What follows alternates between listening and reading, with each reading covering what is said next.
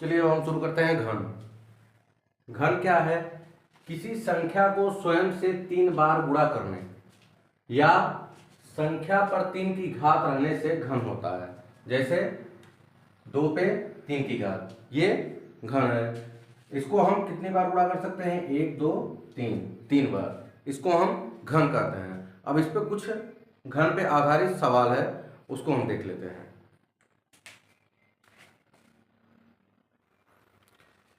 चलिए देखिए, प्रत्येक संख्या को क्रमागत विषम संख्या के योग के रूप में लिखिए। 7 पे 3 की घात, 8 पे 3 की घात और 5 पे 3 की घात। ये 3 क्वेश्चन है। इसका एक पैटर्न होता है। पैटर्न क्या है कि अगर हमको 1 पे 3 की घात दिया है तो इसका 1 हो जाएगा, और अगर 2 पे 3 की घात दिया है तो क्या होगा? 1 को छोड़ करके, विषम का आ रहा है तो 1 को छोड़ करके 1 के आगे 3 प्लस 5, इस तरीके से हो जाएगा। फिर 3 पे 3 की घात है तो इसको क्या लिखेंगे? 5 को छोड़ 1 2 3 विषम संख्या छोड़ के आगे बढ़ेंगे तो 7 धन 9 धन 11, इस तरीके से ये पैटर्न है। अब इसके बाद में आगे भी बढ़ते हैं।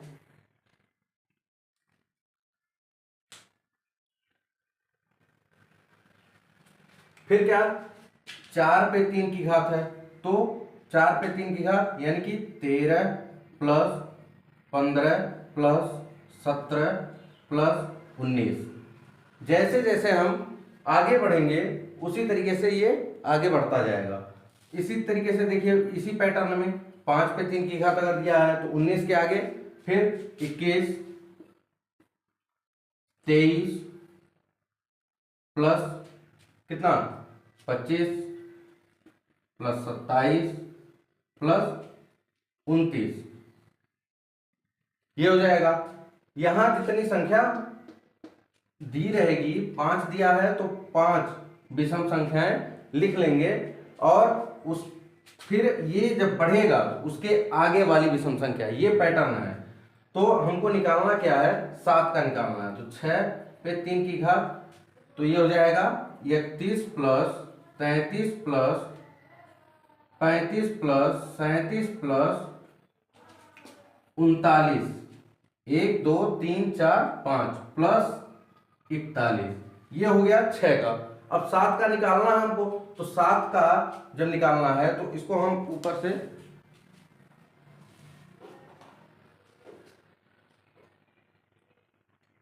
सात का निकालना है तो 7 पे 3 की घात बराबर हो जाएगा क्या? 43 plus 45 plus 47 plus 49 plus 51 plus 53, 1 2 3 4 5 6, अभी एक और है 55। ये हो जाएगा 7 पे 3 की घात। क्रमागत विषम संख्याओं का योग ये निकल जाएगा। इसके बाद फिर दूसरे नंबर में दिया है 8 पे 3 की घात, तो इसके आगे बढ़ेंगे 57 plus 59 plus 61 plus 63 plus 65 plus 67 plus 69, 1 2 3 4 5 6 7 और ये हो जाएगा 71। ये हो जाएगा 8 पे 3 की घात। फिर इसी तरीके से 5 पे 3 की घात दिया तो 5 पे 3 की घात आपको निकाल के हम पहले ही पैटर्न जब चल रहा था तो बता दिए हैं। ये हो जाएगा 21 प्लस 23 प्लस 25 प्लस 27 प्लस 29, ये है विषम। जब इस तरीके से पूछे कि क्रमागत विषम संख्याओं के योग और घनमूल में हो, मतलब घन में हो, तो क्या करेंगे? इसी पैटर्न से निकाला जाएगा। एक के बाद फिर आगे 2 में 2 विषम संख्याएं, 3 में 3 विषम संख्याएं आगे बढ़ती रहेंगी, 4 में 4 विषम संख्याएं, 5 में 5 विषम संख्याएं, 6 में 6 विषम संख्याएं, 7 में 7 विषम संख्याएं, लेकिन जो विषम संख्याएं होंगी वो उसके आगे से होंगी। क्लियर है? अब इसके बाद अगला क्वेश्चन देखते हैं। चलिए, दूसरा नंबर है, निम्न का मान गुण का प्रयोग करके ज्ञात कीजिए।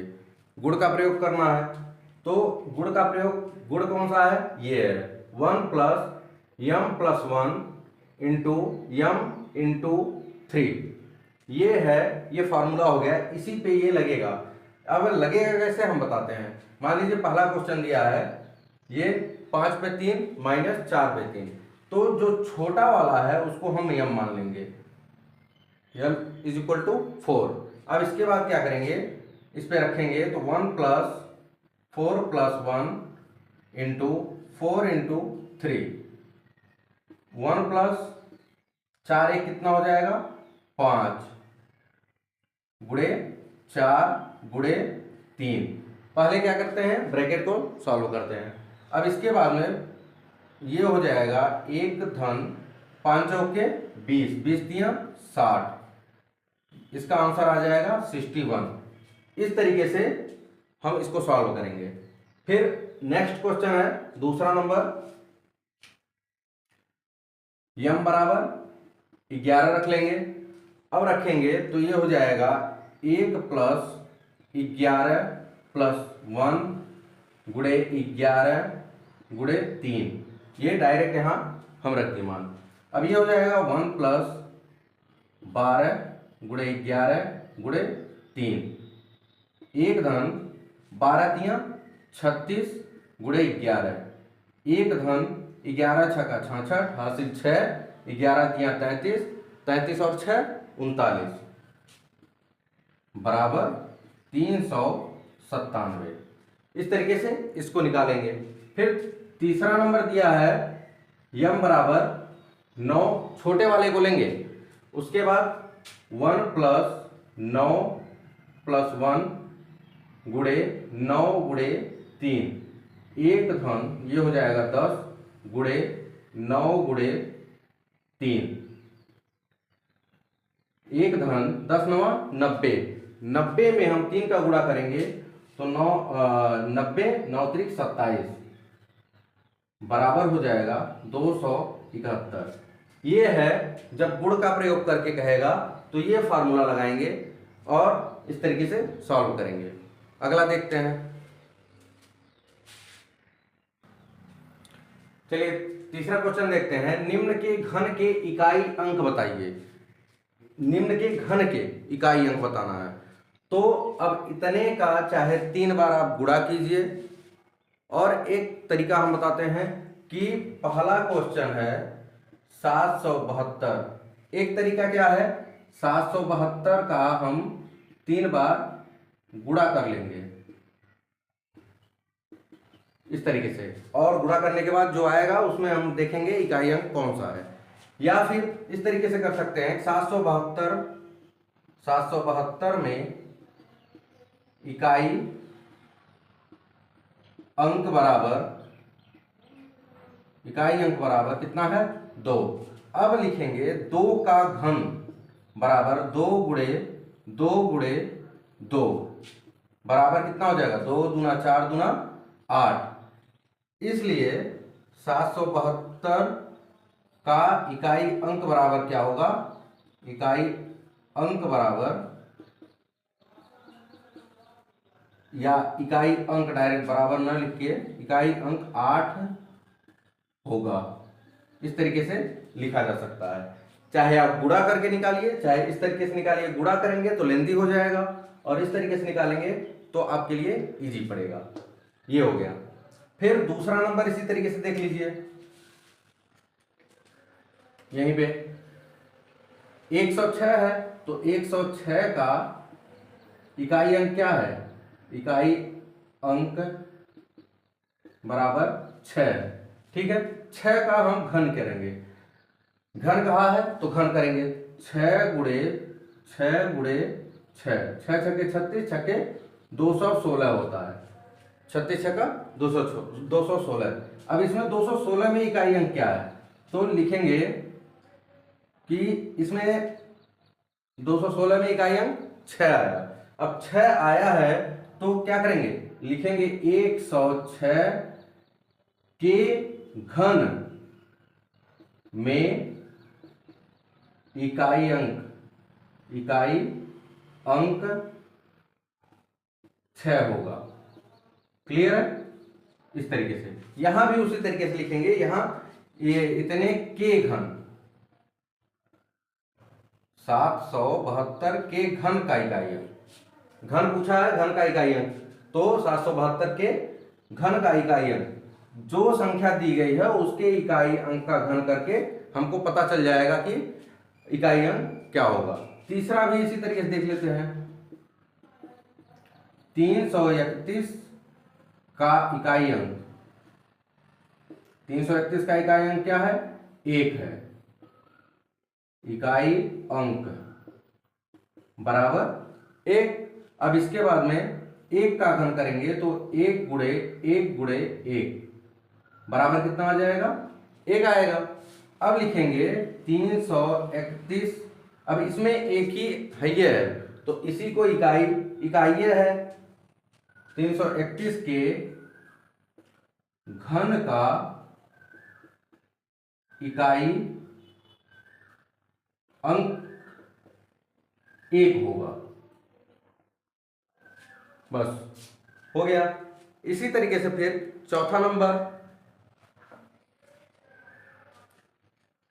चौथा क्वेश्चन है 254। तो लिखेंगे 254 का इकाई अंक बराबर कितना है? 4।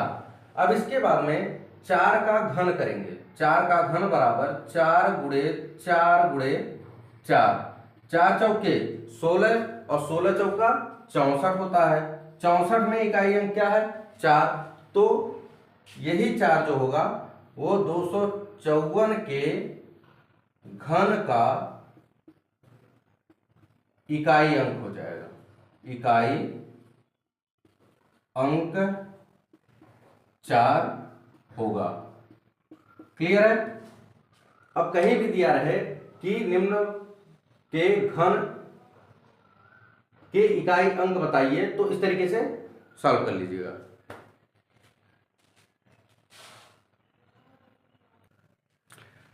चलिए देखिए, चौथा नंबर है दी गई संख्या के घन ज्ञात कीजिए। घन कैसे ज्ञात होता है? पहला नंबर है -4/9 का घन बराबर -4/9 पे जब घन निकालते हैं तो कितने की घात? 3 की घात लगाते हैं। बराबर हो जाएगा -4/9 गुणे कितनी बार? जितनी घात उतनी बार गुणा, बराबर हो जाएगा 4 चौके 16 चौके 64, minus minus plus, plus minus का गुणा माइनस, 9 9 81, 81 9 कितना होगा? 9 1 9 9, 9 8 72। ये हो जाएगा -4/9 का घन। इसी तरीके से 12 का घन निकालेंगे। तो 12 का घन निकालेंगे तो क्या करेंगे? 12 पे 3 की घात, यहां हम लिख देंगे 12 का घन बराबर 12 पे 3 की घात, और इसको 3 बार गुणा कर लेंगे। 12 गुणे 12 गुणे 12 बराबर 12 बार ही हम 144 होता है। 144, इसमें हम क्या करेंगे? 12 का गुणा कर देंगे। तो 12 चौक 48 के 8 हासिल 4, 12 चौक 48 4, 52 के 2 हासिल 5, 12 का नम 12 5 17। ये हो जाएगा 1728।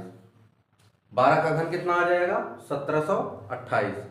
सेम इसी तरीके से 20 का घन, 20 का घन यानी किसी भी संख्या का हमको घन निकालना हो तो उस पर 3 की घात लगा के 3 बार उसी संख्या का गुणा कर देंगे। उसके बाद गुणा करने के बाद जो आएगा वही उसका घन हो जाएगा।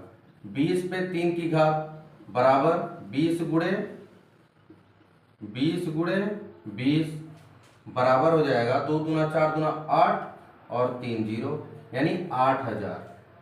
20 का घन कितना हो जाएगा? 8000 हो जाएगा। इसी तरीके से फिर आगे सवाल देखते हैं। चलिए, पांचवा क्वेश्चन है कौन सी पूर्ण घन संख्या है? पूर्ण घन संख्या, अभी तो घन हम बताए हैं कि 3 की घात लगा के या उसी संख्या का 3 बार गुणा करते हैं तो वो घन होता है। लेकिन पूर्ण घन क्या होता है? पूर्ण वर्ग जैसे बनाते थे कि 2 का जोड़ा बना के यहाँ 3 का त्रिक बनाते हैं, 3 का एक समूह बनाते हैं। ये इसका अभाज्य गुणनखंड पहले का निकालेंगे, अभी बता दे रहे हैं, आपको क्लियर हो जाएगा किस तरीके से होगा। ये है। अब इसका अभाज्य गुणनखंड निकालेंगे तो 5 से काटेंगे, 5 से काटेंगे, 5 तिया 15, 5 करना 5, 5 दूना 10, 5 पचे 25, फिर 5 से काटेंगे तो 5 छक्के 30, 5 दूना 10, 5 पचे 25, फिर 5 से काटेंगे, 5 एकन्नम 5, 5 दूना 10, 5 पचे 25, फिर 5 से तो ये 25 हो जाएगा, फिर 5 से ये 5 और ये हो जाएगा 1। अब इसके बाद में इसको हम लिखते कैसे हैं, यहाँ पे 3 लगाते हैं। ये मूल जो है वो वर्गमूल में कुछ नहीं लगाते थे, तो उसके बारे में हम अच्छी तरीके से बताए थे कि जहां कुछ नहीं होगा वहां 2 का मूल छुपा रहता है। यानी कि यहां जब 3 लिख देंगे तो ये क्या हो जाएगा, घन मूल हो जाएगा, यानी कि घन के रूप में आ जाएगा। अब पूर्ण घन है कि नहीं, पूर्ण घन है कि नहीं, इसको अगर ना लगाया जाए तो भी कोई दिक्कत नहीं है। तो पूर्ण घन देखने के लिए हमको क्या करना पड़ेगा कि अभाज्य गुणनखंड जो लगाए हैं उसको लिख लेंगे, लिख लिए। अब इसके बाद में घन यानी 3 की घात या 3 बार गुणा, तो घन का मतलब 3 का यहां समूह बनाएंगे। अगर समूह बन गया तो पूर्ण घन है, अगर नहीं समूह बना तो पूर्ण घन नहीं है। तो यहां समूह बन रहा है तो लिखेंगे 15,625 में 5 का समूह बन रहा है या 5 का त्रिक बन रहा है। अतः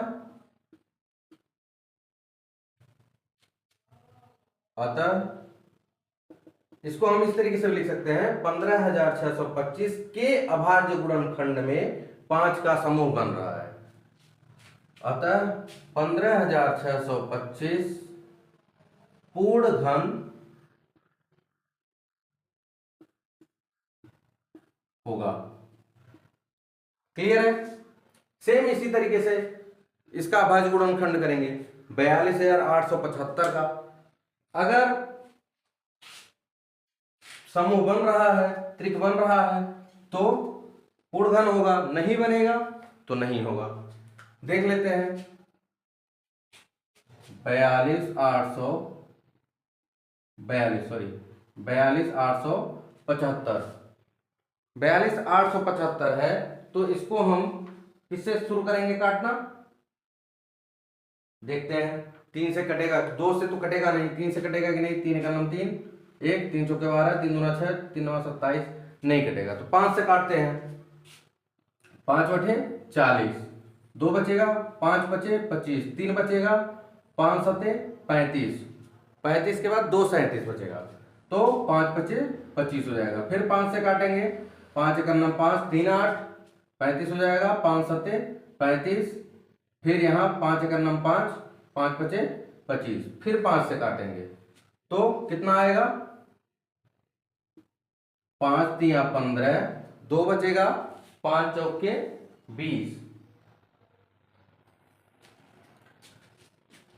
1 बचेगा, 5 तिया 15। अब इसके बाद किससे कटेगा, 7 से, 7 चौक 28 और 7 तमा 63, 7 सते 49, 7 एकन्नम 7, ये हो गया।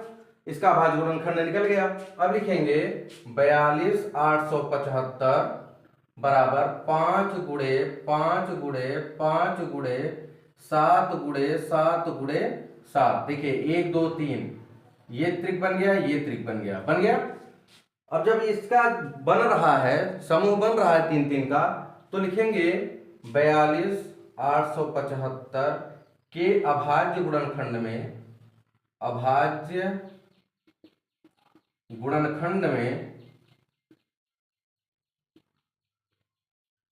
में 5 और 7 का समूह बन रहा है। है। अतः 42875 पूर्ण घन संख्या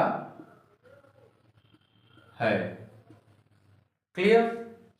अब सेम इसी तरीके से 15360 का निकालेंगे, तो 15360 का निकालते हैं। चलिए देखिए 15360 इसका अभाज्य गुणनखंड करेंगे तो हो जाएगा 15360, 2 से काटेंगे तो 2 सत्ते 14, 1 2 छक्के 12, 1 2 अठे 16 और 0, फिर 2 से तो 2 3 6, 2 अठे 16, 2 चौके 8, 2 शून्य शून्य, फिर 2 से तो 2 एक 9 2, 2 9 18, 2 दूना 4, 2 शून्य शून्य, फिर 2 से 2 9 18, 1 19, 12 हो जाएगा, 2 छक 12, 0, फिर 2 से काटेंगे 2 चौके 8, 2 अठे 16, 0, फिर 2 से 2 दूना 4, 2 चौके 8, 0, फिर 2 से 2 एक 9 2, 2 दूना 4, 2 शून्य शून्य, 2 छक 12, 2 तिया 6, 15 दूना 30 होता है, 3 से काटेंगे 3 पच्चे 15, फिर 5 से काटेंगे, खत्म। अब इसके बाद लिखेंगे 15360 इज इक्वल टू कितनी बार 1 2 3 4 5 6 7 8 9 10, 10 बार 2, 4 5 6 7 8 9 10, फिर 3, फिर 5। अब 3 3 का समूह, 3 3 का त्रिक बनाएंगे, 1 2 3, ये बन गया, ये बन गया और ये बन गया। 2 का त्रिक नहीं बन रहा है, 3 का त्रिक नहीं बन रहा है और 5 का त्रिक नहीं बन रहा है, यानी 2 का समूह नहीं है, 3 का समूह नहीं है और 5 का समूह नहीं है, 3 3 का समूह बनाना है। तो जब नहीं है, समूह नहीं मिल रहा है, तो ये पूर्ण घन नहीं होगा। लिखेंगे 15360 के अभाज्य गुणनखंड में, अभाज्य गुणनखंड में 2, 3, 5 का समूह नहीं बन रहा है, नहीं बन रहा है। अतः 15360 पूर्ण घन संख्या नहीं है। बस क्लियर। जिसका समूह पूरा पूरा बन जाएगा, अभाज्य गुणनखंड करने से पूरा पूरा समूह बनेगा, तो वो पूर्ण घन होगा, और जिसका नहीं बनेगा वो पूर्ण घन नहीं होगा।